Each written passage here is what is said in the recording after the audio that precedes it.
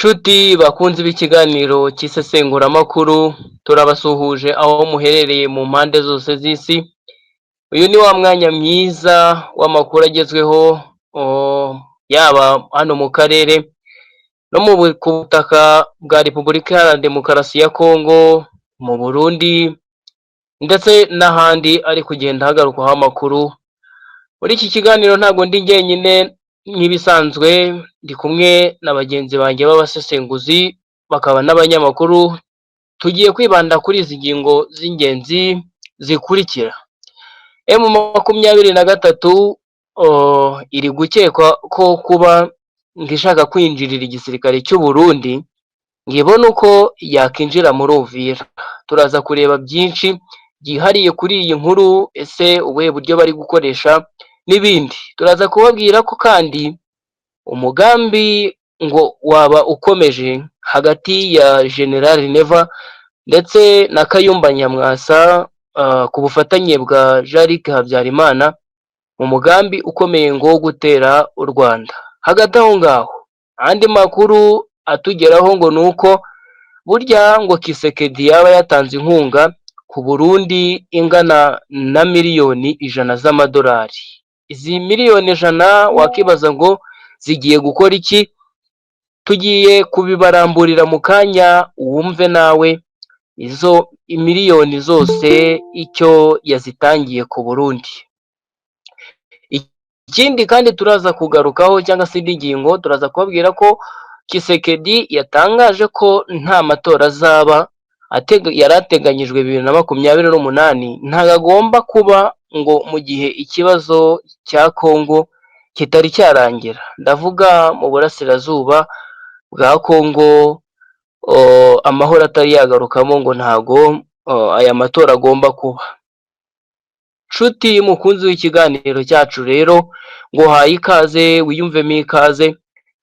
Mu nyemerere twakire abasesenguzi bakaba n'abanyamakuru bari hirya no hino, yaba muri Repubulika Iharanira Demokarasi ya Kongo ndetse no mu Burundi. By'umwihariko reka duhere kuri Bwana Rudasumbwa. Rudasumbwa, wiriwe neza, amakuru mwiriwe mute aho ngaho? Twiriwe neza, ibintu ni munange, biragenda neza cyane. Hano ku mupaka niho ndi mu birometero bigeze muri 7 gusa kugira uhite ukanagira ku butaka bwa Kongo. Ibibongo buta nabyo dukomeje kubyumvira ku matelefone yacu, kuko ubu inda ziri ku butaka n'amava ari ku butaka, turimo kumviriza buri kimwe. Hagati aho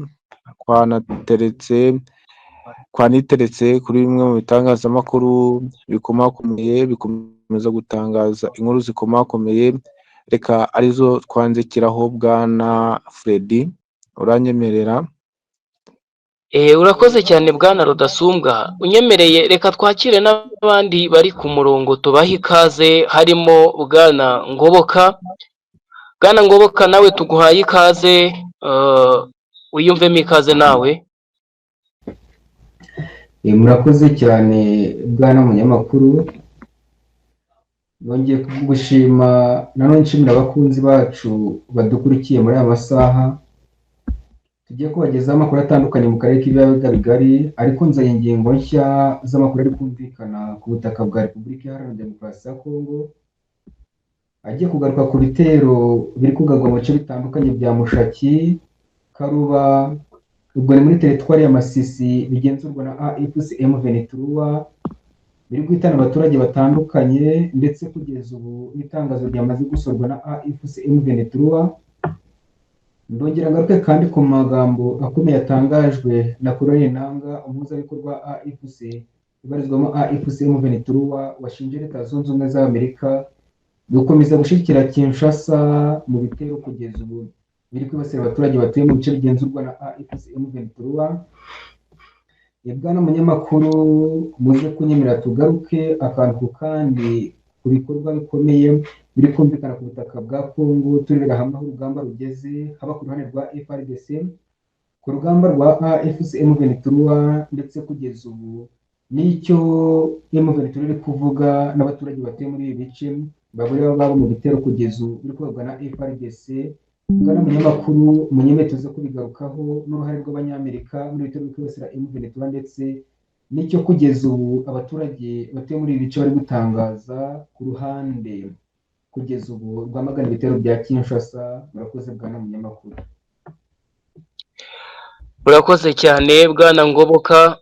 Tudatinze mu magambo rero, reka twakire bwana Rudasumbwa uze utugezeho zimwe muri izi ngingo zikomakomeye twabagejejeho mu ntangiriro, aho harimo iyi ngiyi iri kuvuga ko M23 ngo byaba biri gukekwa ko ishaka kwinjirira igisirikare cy'u Burundi ngo ibone uko yakinjira muri Uvira, ndetse n'umugambi ukomeye ngo uri hagati ya General Neva na Kayumba Nyamwasa ku bufatanye bwa Jarike Habyarimana. Anatubwire n'amamiliyoni ari gutangwa ngo na Kisekedi. Bwana Rudasumbwa, ijambo ni iryawe. reka mbinjize muri ibi bikomeye bikomeza kumvikana muri iyi ngingo, dushimira abakunzi bacu mbere na mbere baduha uyu mwanya bakumva ikiganiro bakakigeza ku musozo. Ni iby'agaciro.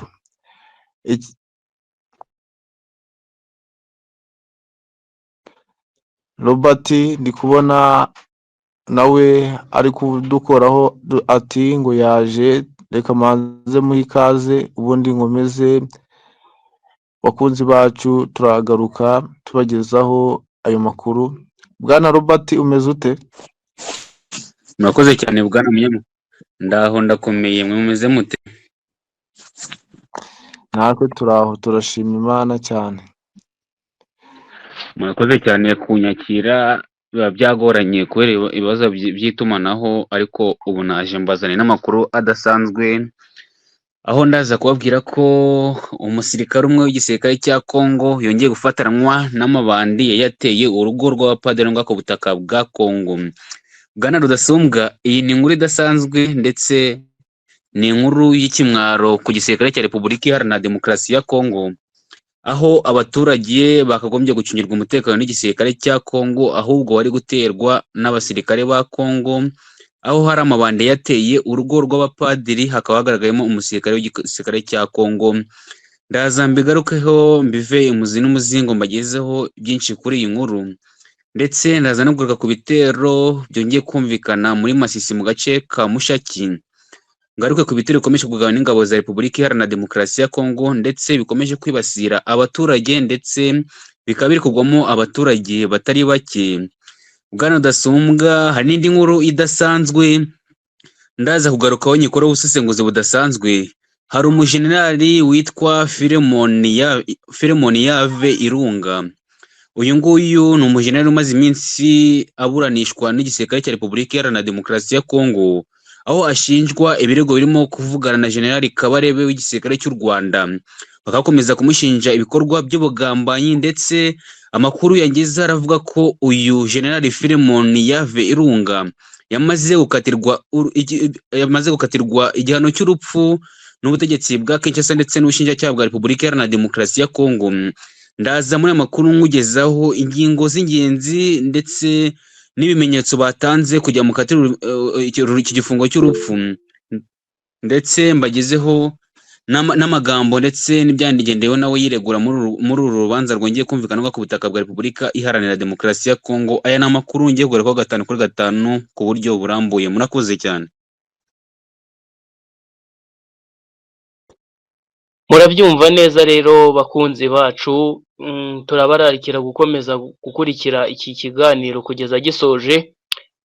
Bwana Rudasumbwa, reka dukomeze. Wari ukoze kutwakirira umuvandimwe wacu Bwana Robert, nawe yaraje, urumva kazanye n'inkuru zishyushye. Ndagira ngo tudatinze mu magambo ukomerezaho wari ugeze kubite ubangura. Nibyo koko igisirikare cy'u Burundi gikomeje kwinjirirwa n'abasirikare ba M23 ku mirongo imbere ku rugamba, aho ingabo z'abarundi zivuga ko ubutasi bwa M23 burimo kwinjira ndetse bukanakoresha bamwe mu basirikare b'ingenzi babo b'abasirikare bafatanya kuri ligne de foro. Ibi byatumye haboneka urwikekwe mu basirikare b'indani b'igisirikare cya FDNB, binatuma igisirikare cy'u Burundi gikomeza kurushaho gukaza ingamba zikomeye, ariko ibyo byose abasesenguzi baravuga ko ari ukurushwa n'ubusa mu by'ukuri. Nanone kandi ku rundi ruhande, ibitero bikomakomeye bikomeza kumvikana hagati y'abasirikare ngo b'abarundi ndetse n'abasirikare bari mu M23 ngo byakomeje gufata indi ntera ku buryo birimo kuganisha mu gufata Uvira vuba byihuse. Nanone bikatuganisha ku ngingo ya Kasamutwe yongeye kumenyekana ko aho muri Uvira hari ingabo za Kayumba Generali Nyamwasa. Uyu akaba ari umujenerali wakoze ishyano mu gihugu cy'u Rwanda, none akaba yarahunze kino gihugu. Mu by'ukuri barimo gufatanya n'abasirikare bo ku ruhande rwa Generali Neva aribo FDNB, umutwe uhagarariwe na P5 n'uyu Kayumba Nyamwasa, n'uwo birimo kumvikana ko barimo guhuza neza imigambi migari kandi minini igaruka ivuga ko bapanze kwataka igihugu cy'u Rwanda. Ndakeka byose mbinyuzemo mu buryo bwihuse kugira ngo me bagenzi banjye nabo ikaze bakomeze batugezeho ingingo nyinshi zikomakomeye baduteguriye. Asanteni sana Freddy, ndongera nguhe mikoro. Urakoze cyane bwana Rudasumbwa, reka twakire noneho Ngoboka, ijambo ni iryawe. Murakoze cyane bwana munyamakuru, munyemerere nk'uko nabitangiye nanze kangaruke ku bitero byagabwe mu bice bitandukanye bya teritwari ya Masisi bigenzurwa na AFC M23, ariko cyane nitse ku itangazo ryamaze gusorwa na AFC M23 riri kwamagana ubufatanye buri hagati ya Leta Zunze Ubumwe za Amerika zishigiye Kinshasa ndetse ziri kureberera ibitero biri kugabwa mu bice bigenzurwa na AFC M23. Bwana munyamakuru, mu makuru twakira turuka mu bice bya Mushaki byo muri teritwari ya Masisi, bikaba ari ibice biherereye kugeza ubu hafi y'umujyi wa Goma ugenzurwa na AFC M23 ndetse na santere ya Sake ikomeye cyane kugeza ubu iri mu bice bigenzurwa na AFC M23. Amakuru ari kwemeza ko kuwa gatanu tariki ya 8 Gicurasi ingabo za Repubulika Iharanira Demokarasi ya Kongo zagabye igitero gikomeye cyane cya drone mu gace ka Mushaki mu teritwari ya Masisi, ndetse bigakomeza byemeza ko ari igitero cyiciyemo abaturage benshi abandi bagakomereka, nk'uko amakuru dukesha ihuriro AFC M23 ndetse kugeza n'abaturage batuye muri aka gace bari kubivuga. Amakuru ari gukomeza kwemeza ko ibitero bigamije gukomeza gutera ubwoba abaturage batuye mu bice bigenzurwa na AFC M23, ndetse bikemezwa ko ubutegetsi bwa Kinshasa buri kubikoresha nk'iturufu yo gukomeza guhangana bikomeye cyane na AFC M23 bitwaje agahenge kaciriweho AFC M23. Bwana munyamakuru, ni ibitero biteye isoni ndetse kugeza ubu benshi barimo n'abayobozi ba AFC M23 n'abaturage batuye muri ibi bice bongeye kwamagana, bavuga ko babajijwe cyane bikomeye kuba ingabo za leta arizo zikomeje kugaba ibitero muri abaturage batuye muri ibi bice aho kubarindira umutekano, ndetse kugeza ubu bakomeje kwica abaturage batuye mu bice bigenzurwa na AFC M23. Nk'uko byatangajwe n'umuhuzabikorwa wa AFC M23 ni Colonel Nanga, yongeye kwamagana nawe ubufatanye bukomeye buri hagati y'ihuriro rya Kinshasa ndetse kugeza ubu n'abafatanyabikorwa babo arimo igisirikare cy'u Burundi FDNB, abasirikare ba FDL ndetse n'abawazarendo bifatanya ngo mu bitero nk'ibi biteye isoni bigabwa mu bice bituwemo na AFC M23. Bwana munyamakuru, Colonel Nanga yakomeje kwikoma Leta Zunze Ubumwe za Amerika azishinja gukomeza gushyigikira ubutegetsi bwa Repubulika Iharanira Demokarasi ya Kongo, ndetse kugeza ubu no gukomeza kureba ibitero bikomeje kwica abaturage benshi batuye mu bice bigenzurwa na AFC M23, yongera kuboneraho guhamagara imiryango mpuzamahanga ndetse kugeza ubu na société civile n'indi miryango yikorera gukomeza kwamagana ibitero bya Kinshasa ndetse anagaragaza ko biteye isoni mu bice kugeza ubu bigenzurwa na AFC M23 bikomeje kwibasirwa n'ingabo za Kinshasa. Amwe mu makuru turi kwakira aturuka ku butaka bwa Kongo ari kwemeza ko ubutegetsi bwa Kinshasa bukomeje gutegura ibitero ndetse bijyanye n'umugambi wo gukomeza kwibasira abaturage batuye mu bice bigenzurwa na M23, ngo ni ibitero bigamije kubatera ubwoba ndetse kugeza ubu no gutuma bahunga ibice bigenzurwa na M23. Ibi bikaba bifatwa nka lobbying ikomeye cyane ikorwa n'ubutegetsi bwa Kinshasa mu gukomeza gutuma habaho ubuhunzi ku baturage batuye mu bice bigenzurwa na M23, bigakoreshwa nk'ishusho no kugaragaza ko bari guhunga igitutu n'igitugu cy'abarwanyi ba AFC M23 mu gushaka uburyo ki barwanya M23, niko amakuru ari gukomeza kubivuga. None kandi bikemezwa ko ari ibitero biri kuba bigamije kwica abasirikare bakomeye b'igisirikare cya AFC M23 ndetse n'abanyepolitike bashyizweho na AFC M23 mu buryo bwo guca intege igisirikare cya FARDC, niko amakuru akomeje guturuka muri ibice bivuga bwana munyamakuru. Munyemerere nanone twongeye tugaruka ku ngingo ikomeye iri kugaruka mu bice bigenzurwa na AFC M23, iri kuvuga ko kugeza ubu M23 ikomeje gutangiza ibikorwa by'umushinga musha wo kongera ibikorwa remezo mu bice bigenzurwa n'uyu mutwe. Amakuru turi kwakira ari kwemeza ko mu bice bigenzurwa na M23 uhereye i Goma, Bukavu, Masisi ndetse na teritwari ya Rucuru bagiye kongera gusubukura ibikorwa byo kubaka imihanda, nk'uko kugeza ubu imihanda ituruka Sake, Masisi ukomeza Goma ya mbere yamaze kubakwa na M23 n'ibindi bikorwa bikomeye bigiye gutangizwa muri iyi mpeshyi iri imbere. Ndetse amakuru ari kwemeza ko igisirikare cya M23 gifite ingamba zo kubaka ibindi bikorwa remezo birimo amashuri, ibitaro ndetse no gutangiza ibikorwa by'ubucuruzi hagati y'ibice bigenzurwa na AFC M23 mu kubahiriza ndetse no koroshya iterambere ry'abaturage batuye mu bice bigenzurwa na M23. Rero bwana munyamakuru, n'izinze mu magambo munyemerere nongere kugaruka ku makuru avuga ko igisirikare cya coalition ya FARDC ubwo kigizwe n'abarundi, aba FDLR, abawazaniro ndetse kugeza ubu n'abarwanyi ba P5 bo ku ruhande rwa Kayumba Nyamwasa ngo bakomeje kwegerezwa mu bice bitandukanye cyane cyane bigenzurwa na AFC M23, ndetse bamaze guhabwa intwaro nsha n'ubutegetsi bwa Kinshasa ngo bagiye ngomba kwifashisha mu rugamba rwo kwirukana M23 mu bice bigenzurwa n'umutwe wa AFC M23. Bwana munyamakuru, tudatinze amakuru yo kugaragaza ku ruhande rwa M23 ndetse no ku ruhande rwa Kinshasa bose bari gutegura ibitero bikomeye ndetse kugeza ibikorwa byiswe nk'agahenge biri gukoreshwa mu gutegura intambara ikomeye ishobora gutangizwa n'ubutegetsi bwa Kinshasa ngo yo kwambara AFC M23 ibice, ndetse bikanemezwa ko M23 nayo iri gutegura ibitero bikomeye byo kwirwanaho no kurinda abaturage nk'uko bihora bitangazwa n'umugaba mukuru wa AFC M23 ndetse n'abayobozi ba AFC M23. Ibi bikongera kugaragaza ko ibi bikorwa by'agahenge ahubwo biri gutegura intambara ikomeye n'ikibatsi kugeza ubu gishobora gutuma gusiga ibice bishya bifashwe na M23 cyangwa se bikamburwa uyu mutwe wa AFC M23.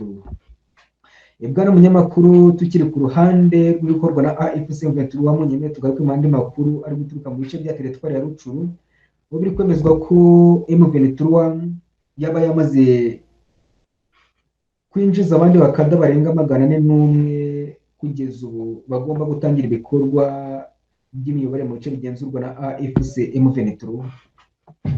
Ni igikorwa biri kwemeza ko cyabaye ku itariki ya 7 Gicurasi 2026 ubwo AFC M23 ngo yaba yarinjije abakada basha barenga 416 mu rwego rw'ibanze rwa AFC M23 ngo basoje amahugurwa ya politike n'ay'igisirikare yabereye i Kanombe muri teritwari ya Rucuru mu ntara y'Kivu y'Amajyaruguru igenzurwa na AFC M23.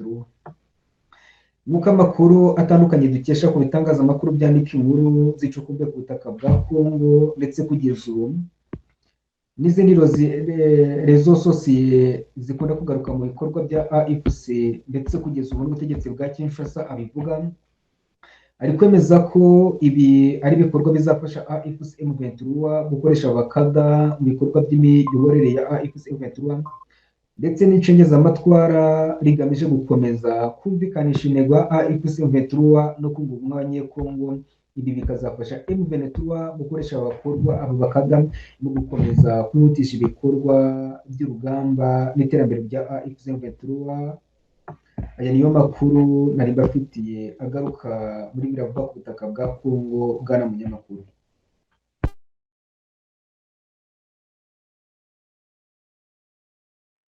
urakoze cyane bwana Ngoboka. Reka noneho munyemerere twakire Robert, ari nawe ufite inkuru zisa naho ari inkuru nyamukuru araza kuturamburira. Ikaze Robert. Murakoze cyane bwana munyamakuru, manze mbone n'umwanya wo gushimira abanyamakuru bagenzi bacu bamaze kutugezaho inkuru zikomeje kuvuga ku butaka bwa Kongo ndetse no ku butaka bw'igihugu cy'u Burundi. Munyemerere amakuru yanjye nyahere mu mujyi wa Goma, ngaruke ku nkuru idasanzwe ngiye kumvikana kuri uyu munsi, aho hongeye gufatwa abatasi barimo abagore babiri muri uyu mujyi wa Goma, bivuga ko boherejwe n'ubutegetsi bwa Repubulika Iharanira Demokarasi ya Kongo mu bikorwa byo gutata ihuriro ry'ingabo za FCM23 muri uyu mujyi wa Goma. Bikaba bivuga ko amakuru y'ingenzi ari uko ngo abagore baratumwe n'ubutegetsi bwa Kinshasa kugira ngo bamenye by'umwihariko intambwe ku yindi ngabo za M23 bagenda batera umunsi gundi muri uyu mujyi wa Goma, ndetse n'indi mipango bafite mu bice bitandukanye ku butaka bwa Repubulika Iharanira Demokarasi ya Kongo. Guturuka mu ngabo za FCM23 batangaje ko abagore bamaze gufatwa ndetse bakaba bakomeje guhatwa ibibazo ndetse banamenya impamvu nyamukuru ndetse n'ababatumye nk'uko bikomeje gutangazwa n'ingabo za M23, ndetse bemeza ko aba bagore ngo batumwe n'ingabo za Repubulika Iharanira Demokarasi ya Kongo, ndetse M23 ikomeza guha agasopo benshi cyane ndetse n'abateganya gutumwa n'ubutegetsi bwa Kinshasa kuza kuneka M23 ko igikorwa kitazigera kiborohera habe namba, dore ko ngo M23 ihora icanye ku maso ndetse itajya yizera umuntu n'umwe, dore ko yamaze kumenya amayeri yose ategurwa n'igisirikare cya Repubulika Iharanira Demokarasi ya Kongo, ndetse inabaha agasopo dore ko ngo itazigera iborohera habe namba. Ngayo nguko uko byari byifashe mu mujyi wa Goma. Ikamereze ku yindi nkuru yongeye kumvikana hano ku butaka bwa Repubulika Iharanira Demokarasi ya Kongo, yeraho aturuka hano ngaha ku butaka bwa Kongo, aza ko atanwe n'ayandi mabandi yateye urwapano ku butaka bwa Kongo. Aya ni amakuru bwana abanyamakuru yongeye kwemezwa ndetse anashimangirwa n'uwo bita Cardinal ku butaka bwa Repubulika Iharanira Demokarasi. Yatangaje aya magambo avuga ko ababajwe ndetse binateye agahinda ndetse n'ipfunwe n'ikimwaro kubona ko abagerageje gutera urugo rw'abapadiri hagazemo umusirikare wa Repubulika Iharanira Demokarasi ya Kongo, ndetse anavuga ko bitagakwiye gukorwa n'abasirikare b'igihugu, dore ko ngo aribo bakagombye gufatanya n'abapolisi bagacungira umutekano abaturage bo ku butaka bwa Kongo, ndetse birakomeje kubera ipfunwe n'ikimwaro ku gisirikare cya Repubulika Iharanira Demokarasi ya Kongo, ndetse bakomeza gushinja Perezida Felix Antoine Tshisekedi ko asa nkaho adahemba neza abasirikare be, bikaba ari byo bituma bishora mu bikorwa nk'ibi ngibi byo gutera ingo z'abandi ndetse n'ibindi bikorwa by'ubwambuzi bahora bagaragaramo umunsi ku wundi ku butaka bwa Repubulika Iharanira Demokarasi ya Kongo. Tukenwa ku butaka bwa Kongo nanone munyemere ninjiye mu yindi nkuru idasanzwe, wo bita General Yave Irunga. Uyu nguyu ni umujenerali w'igisirikare cya Repubulika Iharanira Demokarasi ya bwa Kinshasa, ashinjwa ibyaha birimo ngo kuvugana na General James Kabarebe wa RDF, ndetse kuri uyu munsi akaba yongeye kuburanishwa biza kurangira akatiwe igihano cy'urupfu n'ubutegetsi bwa Kinshasa. Gusa amakuru ababaje ndetse y'agahinda atugeraho aravuga ko ubwo uyu General Yave yamaze gukatirwa igihano cy'urupfu, nta bimenyetso bifatika bimushinja ndetse byerekana ko mu by'ukuri yavuganye na retired general Kabarebe James w'igihugu cy'u Rwanda, dore ko ngo banagerageje gukurikirana telefone ye yarasanzwe akoresha iyo bakomeje kumushinja ko ariyo yakoreshaga avugana na Kabarebe. Barebye bagasanga mu by'ukuri nta biganiro ndetse batarigeze bahamagarana habe namba. Gusa ubutegetsi bwa Kinshasa nyine nk'uko bwe bwaramaze kumwishyiramo ndetse bumukeka ko ari umugambanyi, bwakomeje gusaba ubushinjacyaha ko bamukatira igihano cy'urupfu, bavuga ko ngo hari abandi basirikare ndetse bakomeje gutanga ubuhamya ndetse banamushinja